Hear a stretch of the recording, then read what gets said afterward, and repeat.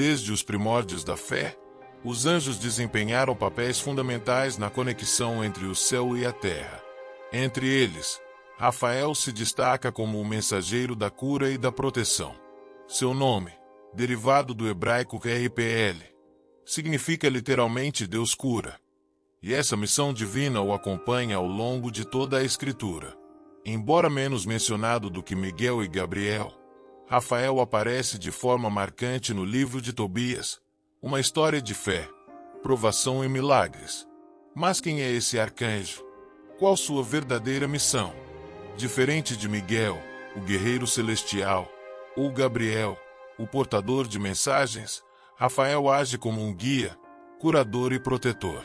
Ele é aquele que caminha ao lado dos justos, os orienta em momentos difíceis e traz a cura para os corpos e almas aflitos. No livro de Tobias, ele surge disfarçado como um viajante chamado Azarias, acompanhando o jovem Tobias em uma jornada repleta de desafios e ensinamentos. Sem que Tobias soubesse, era Deus quem o guiava, por meio de Rafael. Mas essa não é a única menção a Rafael. Em tradições judaicas e cristãs, ele é associado à cura das enfermidades, à proteção contra os males espirituais e ao papel de guardião da humanidade. Alguns acreditam que foi ele quem agitou as águas do tanque de Betesda, João 5:2-4, onde os doentes iam para serem curados. Agora, vamos viajar pela história de Tobias e descobrir como esse arcanjo revelou seu poder e sua missão na terra. A jornada de Tobias e o anjo disfarçado. A cidade estava tomada pela poeira das estradas secas e pelo calor escaldante do sol. Tobias, um jovem temente a Deus, preparava-se para uma longa viagem em busca de um remédio para seu pai, Tobi, que havia ficado cego. A missão era perigosa. Tobias precisava viajar até uma terra distante para recuperar um dinheiro que pertencia à sua família. Foi então que um homem apareceu no caminho. Seu nome era Azarias, e ele se ofereceu para acompanhar Tobias como guia. O que Tobias não sabia era que esse viajante misterioso era, na verdade, o arcanjo Rafael, enviado por Deus para protegê-lo e guiá-lo. Durante a jornada, Rafael ensinou Tobias sobre fé e prudência. Ele não apenas o ajudava a encontrar os melhores caminhos, mas também protegia o jovem de perigos ocultos. Certa noite, enquanto descansavam próximos a um rio, Tobias foi atacado por um grande peixe. O animal saltou da água com violência, tentando agarrá-lo. Em desespero, Tobias gritou: "Azarias, me ajude!"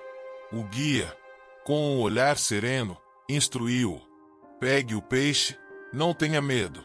Ele será útil para você." Tobias, mesmo sem entender, obedeceu e conseguiu capturar o peixe.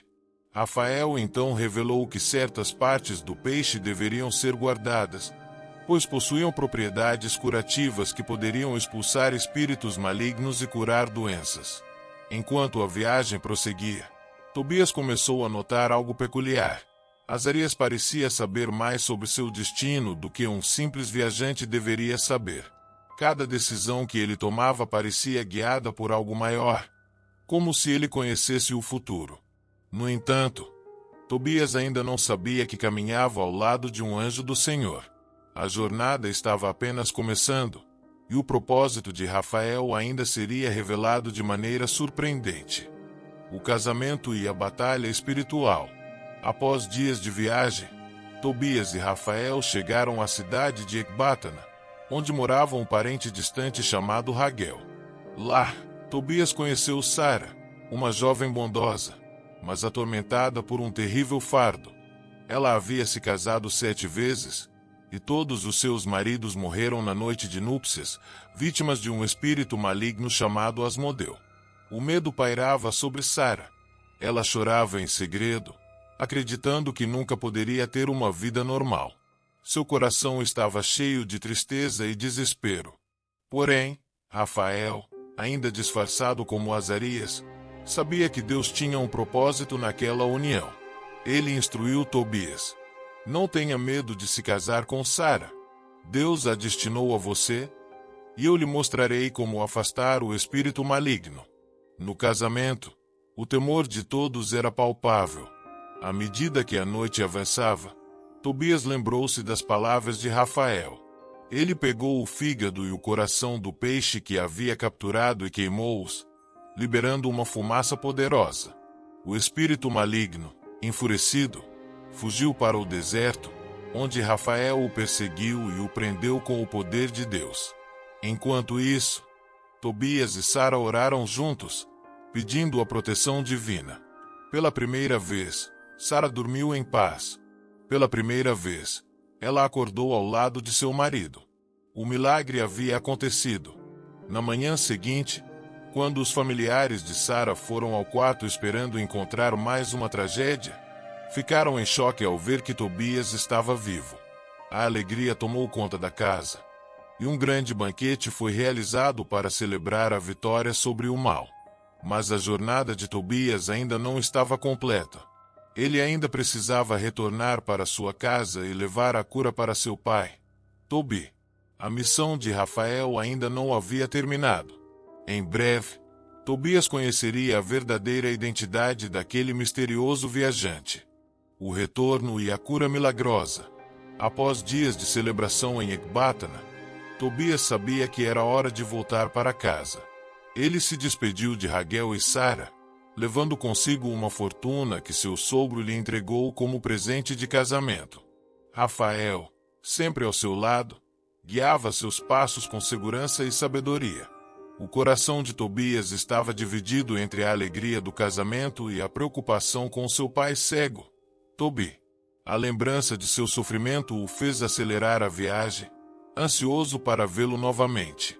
Ao chegarem à cidade natal de Tobias, um sentimento de apreensão cresceu dentro dele. Seria tarde demais. Será que seu pai ainda estaria vivo? Mas Rafael o tranquilizou. Confie, Tobias. O Senhor é fiel. A cura está próxima. Ao entrarem na casa, Ana, sua mãe, correu ao seu encontro, chorando de emoção. Ela o abraçou forte, como se quisesse se certificar de que ele realmente estava ali. Tobi, ao ouvir a voz do filho, estendeu as mãos trêmulas. Tobias, meu filho, você voltou. Conseguiu recuperar o dinheiro, mas Tobias tinha algo ainda mais precioso para dar ao pai. Ele tirou o peixe que haviam capturado no rio Tigre. Lembrando-se das instruções de Rafael, pegou o fel e aplicou nos olhos de Tobi. O velho homem recuou por um instante, sentindo um leve ardor, mas então algo milagroso aconteceu. Escamas começaram a se soltar de seus olhos. Pela primeira vez em anos, Tobi viu a luz novamente. Eu posso ver, gritou Tobi, lágrimas escorrendo por seu rosto. Ele olhou para Tobias, enxergando seu filho depois de tanto tempo. O milagre causou espanto em todos. Gritos de alegria ecoaram pela casa. Tobi caiu de joelhos, levantou as mãos para os céus e louvou a Deus. Grande és tu, Senhor, que enviaste teu anjo para curar-me e guiar meu filho. Mas então, todos se voltaram para Rafael.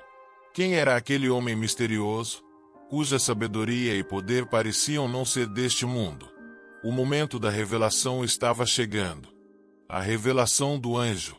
Tobias ainda estava de joelhos, chorando de alegria e gratidão, enquanto Tobias segurava sua mãe, que soluçava emocionada. A casa inteira transbordava felicidade. O velho homem enxergava novamente. O filho retornará em segurança e uma nova esperança brilhava sobre aquela família. Mas havia uma última verdade a ser revelada. Rafael, que havia sido o guia fiel de Tobias durante toda a jornada, olhava para todos com serenidade. Seu semblante emanava uma luz que parecia se intensificar. Foi então que ele falou: Sejam benditos pelo Senhor.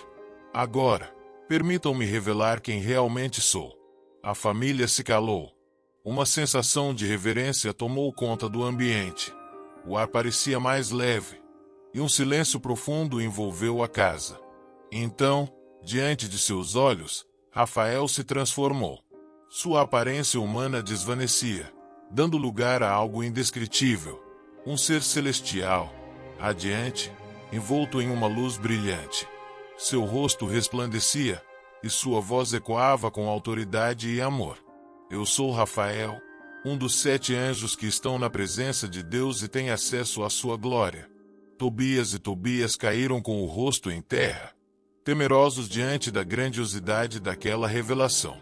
Eles haviam caminhado lado a lado com o mensageiro do Altíssimo, sem sequer imaginar. Não temam, disse Rafael com doçura. Fui enviado para ajudá-los por causa de suas orações.